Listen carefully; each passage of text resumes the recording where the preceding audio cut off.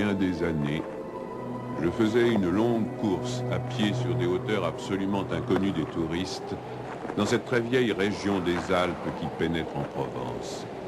C'était, au moment où j'entrepris ma longue promenade dans ces déserts, des landes nues et monotones, vers 1200 ou 1300 mètres d'altitude.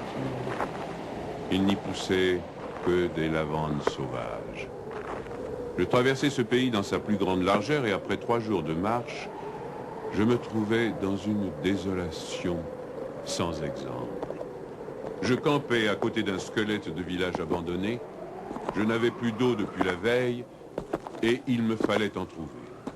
Ces maisons agglomérées, en ruine, comme un vieux nid de guêpes, me firent penser qu'il avait dû y avoir, là, dans le temps, une fontaine ou un puits.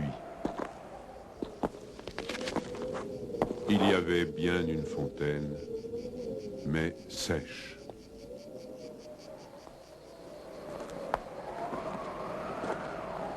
Les 5 à 6 maisons, sans toiture, rongées de vent et de pluie, la petite chapelle au clocher écroulé, étaient rangées comme le sont les maisons et les chapelles dans les villages vivants, mais toute la vie avait disparu.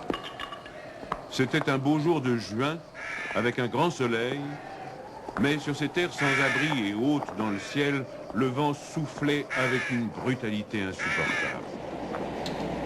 Ces grondements dans les carcasses des maisons étaient ceux d'un fauve dérangé dans son repas. Il me fallut lever le camp.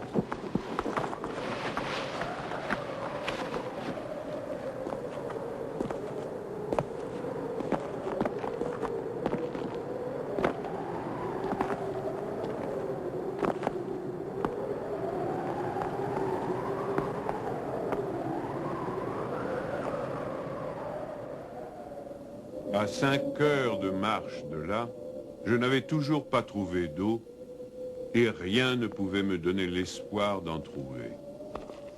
C'était partout la même sécheresse, les mêmes herbes ligneuses.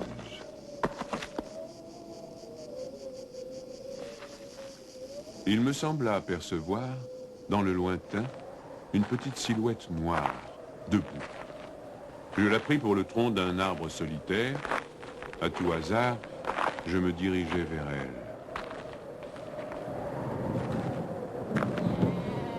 C'était un berger. Une trentaine de moutons, couchés sur la terre brûlante, se reposaient près de lui. Il me fit boire à sa gourde. Un peu plus tard, il me conduisit à sa bergerie, dans une ondulation du plateau. Il tirait son eau, excellente, d'un trou naturel très profond, au-dessus duquel il avait installé un treuil rudimentaire. Cet homme parlait peu, c'est le fait des solitaires, mais on le sentait sûr de lui et confiant dans cette assurance. C'était insolite dans ce pays dépouillé de tout. Il n'habitait pas une cabane, mais une vraie maison en pierre, où l'on voyait très bien comment son travail personnel avait rapiécé la ruine qu'il avait trouvée là, à son arrivée. Son toit était solide et étanche. Le vent qui le frappait faisait sur les tuiles le bruit de la mer sur les plages. Son ménage était en ordre, son parquet balayé, son fusil graissé. La soupe bouillait sur le feu. Je remarquai alors qu'il était aussi rasé de frais, que tous ses boutons étaient solidement cousus, que ses vêtements étaient reprisés avec le soin minutieux qui rend les reprises invisibles.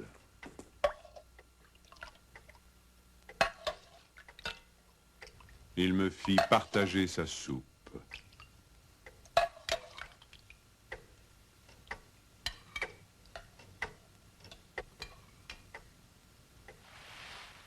Comme après, je lui offrais ma blague à tabac, il me dit qu'il ne fumait pas. Son chien silencieux comme lui, était bienveillant, sans bassesse.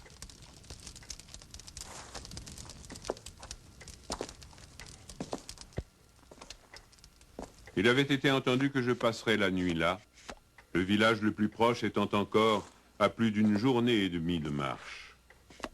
Je connaissais parfaitement le caractère des rares villages de cette région. Il y en a 4 ou 5, dispersés, loin les uns des autres, sur les flancs de ces hauteurs, dans les taillis de chênes blancs, à la toute extrémité des routes carrossables.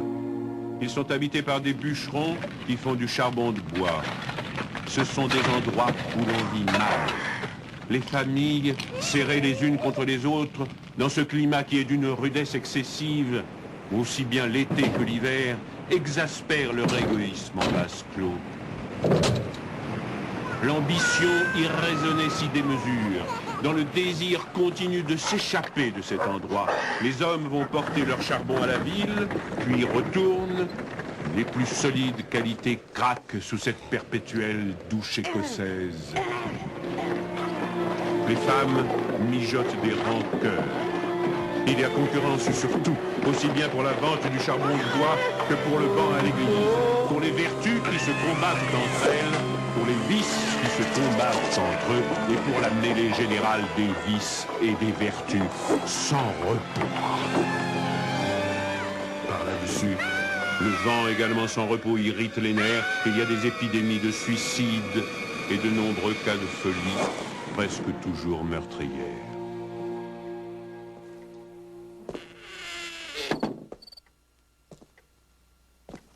Le berger qui ne fumait pas alla chercher un petit sac et déversa sur la table un tas de glands. Il se mit à les examiner, un après l'autre, avec beaucoup d'attention, séparant les bons des mauvais. Je fumais ma pipe, je proposais de l'aider. Il me dit que c'était son affaire. En effet, voyant le soin qu'il mettait à ce travail, je n'insistais pas.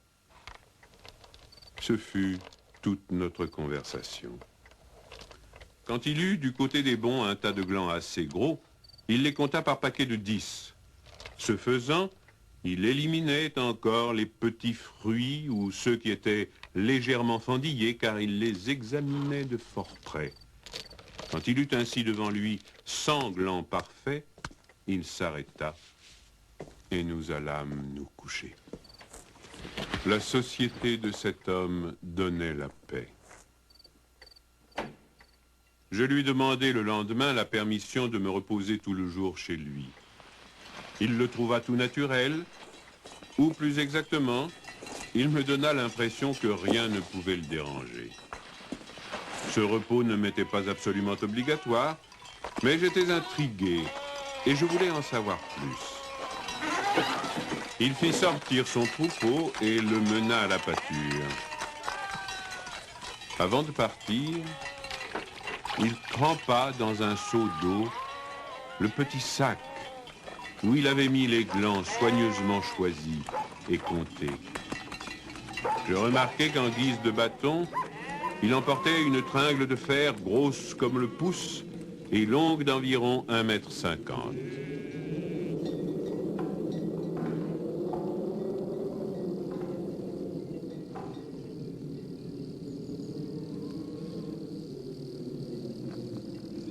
Je fis celui qui se promène en se reposant, et je suivis une route parallèle à la sienne. La pâture de ces bêtes était dans un fond de combe.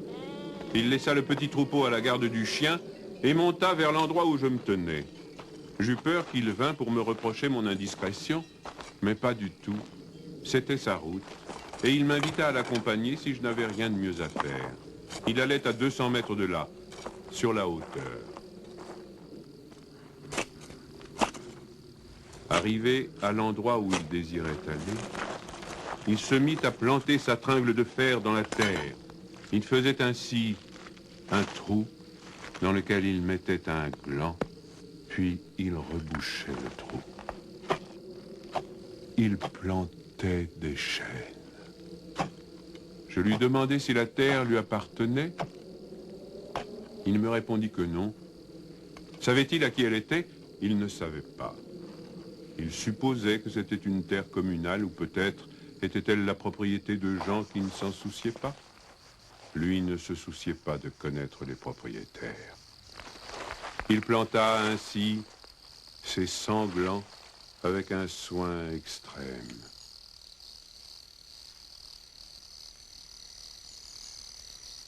Après le repas de midi, il recommença à trier sa semence. Je mis, je crois, assez d'insistance dans mes questions, puisqu'il y répondit. Depuis 3 ans, il plantait des arbres dans cette solitude. Il en avait planté 100 000. Sur les 100 000, 20 000 étaient sortis. Sur ces 20 000, il comptait encore en perdre la moitié du fait des rongeurs ou de tout ce qu'il y a d'impossible à prévoir dans les desseins de la Providence. Restaient 10 000 chênes qui allaient pousser dans cet endroit où il n'y avait rien auparavant. C'est à ce moment-là que je me souciais de l'âge de cet homme. Il avait visiblement plus de 50 ans. 55, me dit-il. Il s'appelait Elzéar Bouffier. Il avait possédé une ferme dans les plaines. Il y avait réalisé sa vie. Il avait perdu son fils unique, puis sa femme. Il s'était retiré dans la solitude où il prenait plaisir à vivre lentement avec ses brebis et son chien. Il avait jugé que ce pays mourait par manque d'arbres. Il ajouta que n'ayant pas d'occupation très importante, il avait résolu de remédier à cet état de choses. Mon jeune âge me forçait à imaginer l'avenir en fonction de moi-même et d'une certaine recherche du bonheur. Je lui dis que dans 30 ans, ces 10 000 chênes seraient magnifiques. Il me répondit très simplement que si Dieu lui prêtait vie, dans 30 ans, il en aurait planté tellement d'autres que ces 10 000 seraient comme une goutte d'eau dans la mer. Il étudiait déjà la reproduction des hêtres et il en avait près de sa maison une pépinière issue des faînes. Les sujets qu'il avait protégés de ses moutons étaient de toute beauté. Il pensait également à des bouleaux pour les fonds où, me dit-il, une certaine humidité dormait à quelques mètres de la surface du sol. Nous nous séparâmes le lendemain. L'année d'après, il y eut la guerre de 14 dans laquelle je fus engagé pendant 5 ans. Un soldat d'infanterie ne pouvait guère y réfléchir à des arbres.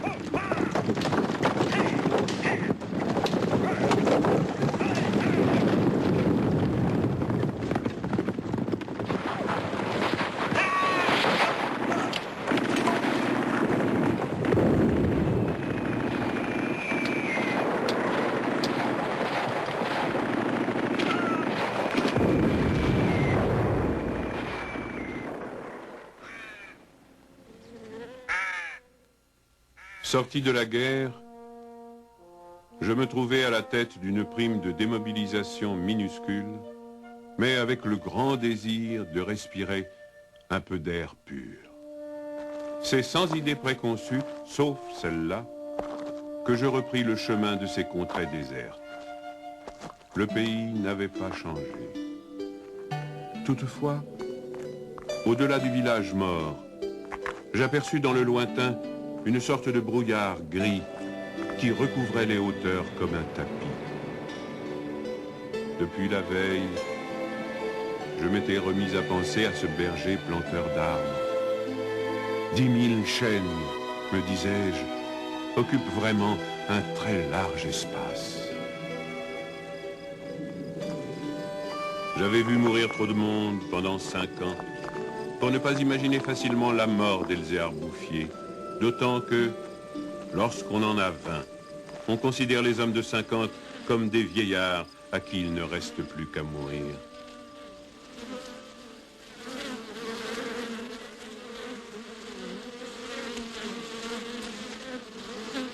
Il n'était pas mort.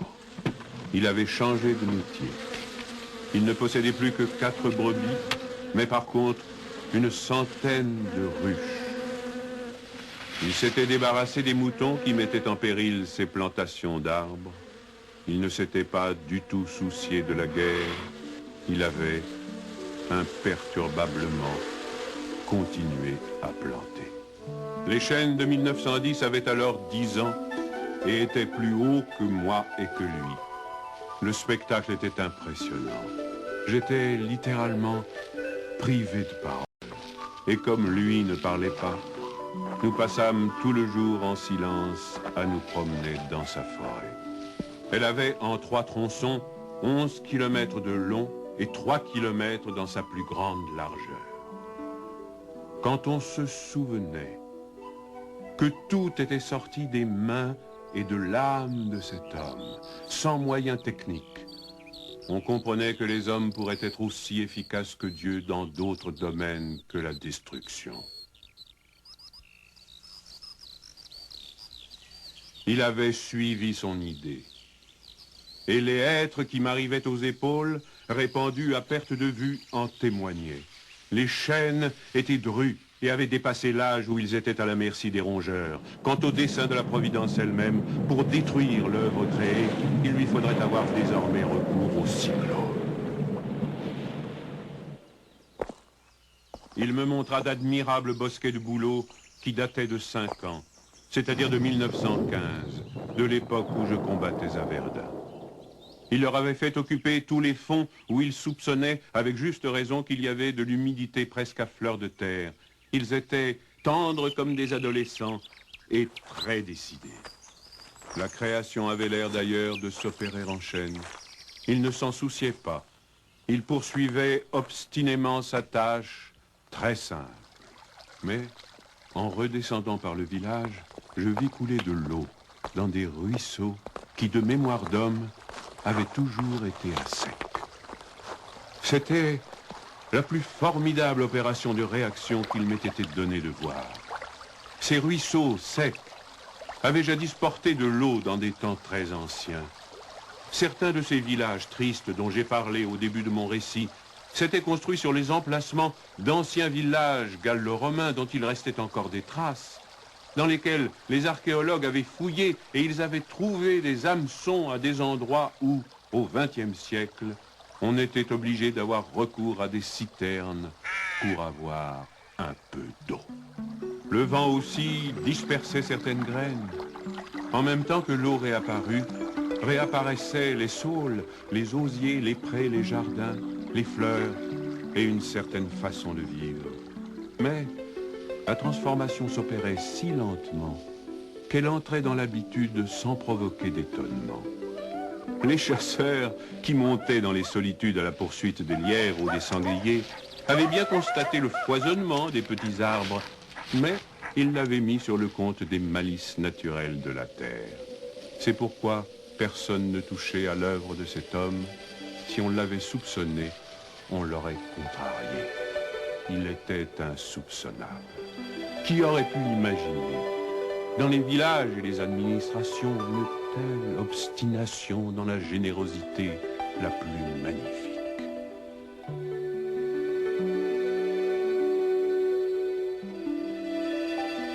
À partir de 1920, je ne suis jamais resté plus d'1 an sans rendre visite à Elzéar Bouffier. Je ne l'ai jamais vu fléchir ni douter. Et pourtant, Dieu sait si Dieu même y pousse. Je n'ai pas fait le compte de ses déboires. On imagine bien cependant que pour une réussite semblable, il a fallu vaincre l'adversité, que pour assurer la victoire d'une telle passion, il a fallu lutter avec le désespoir. Pour avoir une idée à peu près exacte de ce caractère exceptionnel, il ne faut pas oublier qu'il s'exerçait dans une solitude totale, si totale que, vers la fin de sa vie, il avait perdu l'habitude de parler. Ou peut-être n'en voyait-il pas la nécessité. En 1933, il reçut la visite d'un garde forestier éberlué. Ce fonctionnaire lui intima l'ordre de ne pas faire de feu dehors, de peur de mettre en danger la croissance de cette forêt naturelle. C'était la première fois, lui dit cet homme naïf, qu'on voyait une forêt pousser toute seule. En 1935, une véritable délégation administrative vint examiner la forêt naturelle. Il y avait un grand personnage des eaux et forêts, un député, des techniciens. On prononça beaucoup de paroles inutiles, on décida de faire quelque chose et, heureusement, on ne fit rien.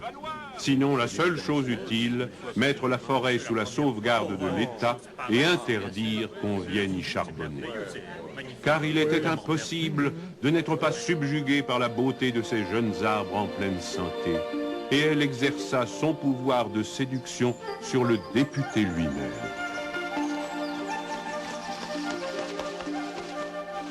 J'avais un ami parmi les capitaines forestiers qui était de la délégation. Je lui expliquai le mystère. Un jour de la semaine d'après, nous allâmes tous les deux à la recherche d'Elzéar Bouffier. Nous le trouvâmes en plein travail, à 20 km de l'endroit où avait eu lieu l'inspection. Ce capitaine forestier n'était pas mon ami pour rien. Il connaissait la valeur des choses. J'offris les quelques œufs que j'avais apportés en présent. Nous partageâmes notre casse-croûte en trois et quelques heures passèrent dans la contemplation muette du paysage. Le côté d'où nous venions était couvert d'arbres de 6 à 7 mètres de haut. Je me souvenais de l'aspect du pays en 1913, le désert. Le travail paisible et régulier, l'air vif des hauteurs, la frugalité et surtout la sérénité de l'âme avaient donné à ce vieillard une santé presque solennelle. C'était un athlète de Dieu. Je me demandais combien d'hectares il allait encore couvrir d'arbres. Avant de partir, mon ami fit simplement une brève suggestion à propos de certaines essences auxquelles le terrain d'ici paraissait devoir convenir. Il n'insista pas. Pour la bonne raison, me dit-il après, que ce bonhomme en sait plus que moi. Au bout d'une heure de marche, l'idée ayant fait son chemin en lui, il ajouta « Il en sait beaucoup plus que tout le monde. Il a trouvé un fameux moyen d'être heureux. » C'est grâce à ce capitaine que non seulement la forêt, mais le bonheur de cet homme furent protégés. L'œuvre ne courut un risque grave que pendant la guerre de 1939. Les automobiles marchant alors au gazogène, on n'avait jamais assez de bois.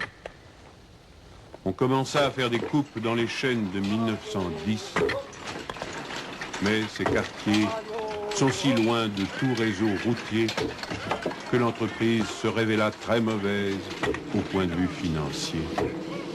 On l'abandonna.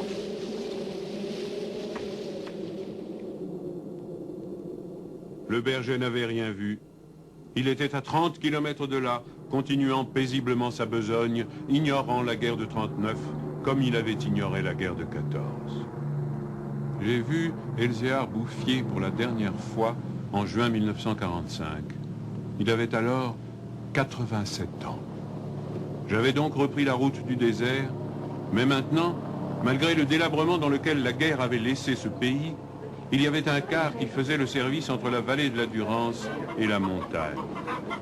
Je mis sur le compte de ce moyen de transport relativement rapide le fait que je ne reconnaissais plus les lieux de mes premières promenades.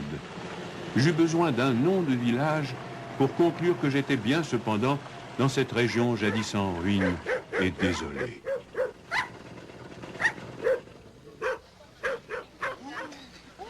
Le car me débarqua à Vergon.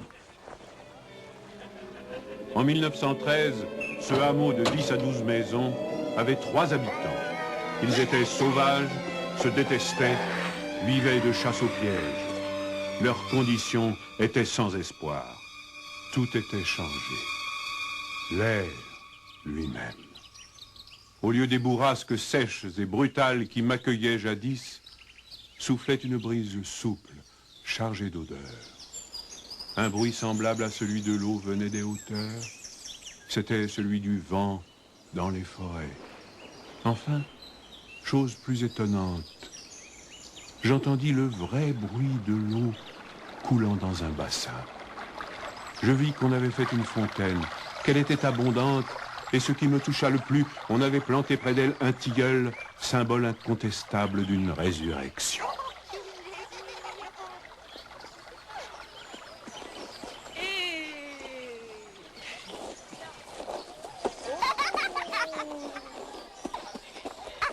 Par ailleurs, Vergon portait les traces d'un travail pour l'entreprise duquel l'espoir est nécessaire. L'espoir était donc revenu. On avait déblayé les ruines, abattu les pans de murs délabrés. Les maisons neuves, crépies de frais, étaient entourées de jardins potagers où poussaient, mélangés mais alignés, les légumes et les fleurs, les choux et les rosiers, les poireaux et les gueules de loup, les céleris et les anémones. C'était désormais un endroit où l'on avait envie d'habiter. À partir de là, je fis mon chemin à pied. La guerre dont nous sortions à peine n'avait pas permis l'épanouissement complet de la vie, mais Lazare était hors du tombeau. Sur les flancs abaissés de la montagne, je voyais de petits champs d'orge et de seigle en herbe. Au fond des étroites vallées, quelques prairies verdissaient.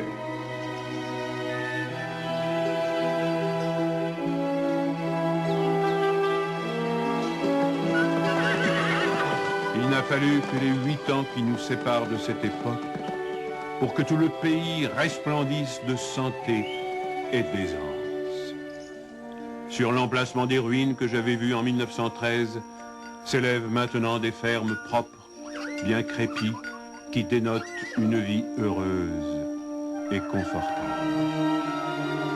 Les vieilles sources, alimentées par les pluies et les neiges que retiennent les forêts, se sont remises à couler. À côté de chaque ferme, dans des bosquets d'érables, les bassins des fontaines débordent sur des tapis de menthe fraîche. Les villages se sont reconstruits peu à peu. Une population venue des plaines où la terre se vend chère s'est fixée dans le pays, y apportant de la jeunesse, du mouvement, de l'esprit d'aventure. On rencontre dans les chemins des hommes et des femmes bien nourris, des garçons et des filles qui savent rire et ont repris goût aux fêtes campagnardes.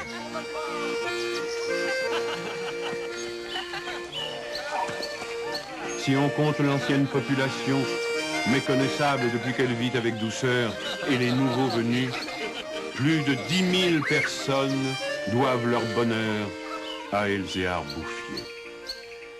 Quand je pense qu'un homme seul, réduit à ses simples ressources physiques et morales, a suffi pour faire surgir du désert ce pays de Canaan, je trouve que malgré tout, la condition humaine est admirable. Mais quand je fais le compte de tout ce qu'il a fallu de constance dans la grandeur d'âme et d'acharnement dans la générosité pour obtenir ce résultat, je suis pris d'un immense respect pour ce vieux paysan sans culture qui a su mener à bien cette œuvre digne de Dieu. Elzéar Bouffier est mort paisiblement en 1947 à l'hospice de Banon.